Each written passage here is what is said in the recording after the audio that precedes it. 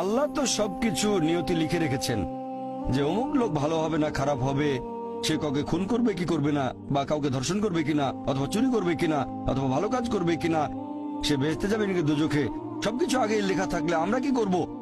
এখানে কার দোষ? যদি কাউকে খুন করি, আল্লাহ আমার কদরে লিখেছেন, আমি খুন করবো আর করে ফেললাম, এই দোষটা কার? দোষ তো আল্লাহর। তাহলে আমাকে দোজখে পাঠানো হবে কেন? আর এটা খুবই লজিক্যাল প্রশ্ন। এই প্রশ্নের উত্তরে বলবো, আমাদেরকে এই কদর বা নিয়তির ধারণা আগে বুঝতে হবে যে আল্লাহ সুবহানাহু ওয়া তাআলা আগে থেকে লিখে রেখেছেন একটা মানুষ কখন জন্মাবে, তারপরে সে কোন দেশে জন্মাবে, কখন মারা যাবে, কোন দেশে মারা যাবে। আল্লাহ পবিত্র কোরআনে বলেছেন সূরা ইসরা অধ্যায় 17 আয়াত নম্বর 14 যে যখন কোন শিশু জন্ম নেয় তার কর্মগুলো আমি তার গ্রীবালগ্ন করে দিই। একজন মানুষের ব্যাপারে আল্লাহ জানেন সে কি কি করবে, ভালো না খারাপ, সঠিক না বেঠিক, সে বেহেশতে যাবে নাকি দোজখে যাবে।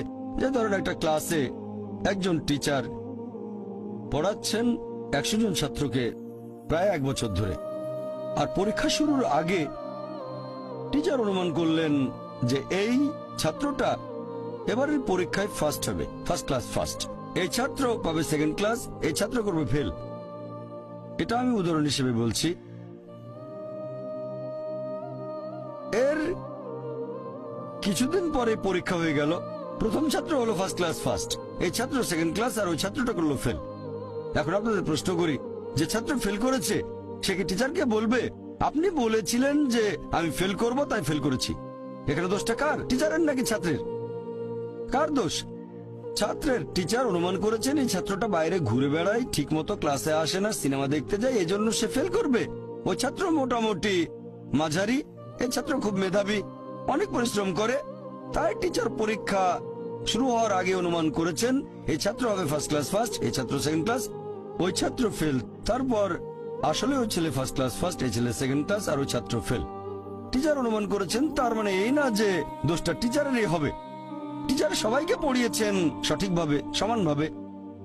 একইভাবে আল্লাহ সুবহানাহু ওয়া তাআলার আছে ইলমে গায়েব, তিনি ভবিষ্যৎ সম্পর্কে জানেন। কিছু জিনিস ঠিক করা আছে যে এই লোকটা জন্মাবে অমুক দেশে, জন্মাবে অমুক দিনে, আর সে মারা যাবে অমুক দেশে অমুক তারিখে, ইত্যাদি ইত্যাদি। তার পরিবেশ ধনী হবে নাকি গরিব হবে, তবে পছন্দটা এখানে আপনার।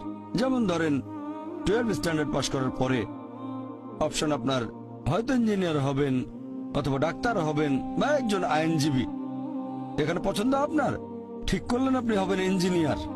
এখন আল্লাহ এটা আগে থেকেই জানেন যে 12 স্ট্যান্ডার্ড পাশ করার পরে আপনি ইঞ্জিনিয়ার হওয়ার চেষ্টা করবেন, তাই আল্লাহ আগে লিখে রেখেছেন। ব্যাপারটা এমন না যে আল্লাহ লিখে রেখেছেন বলে আপনি বেছে নিচ্ছেন।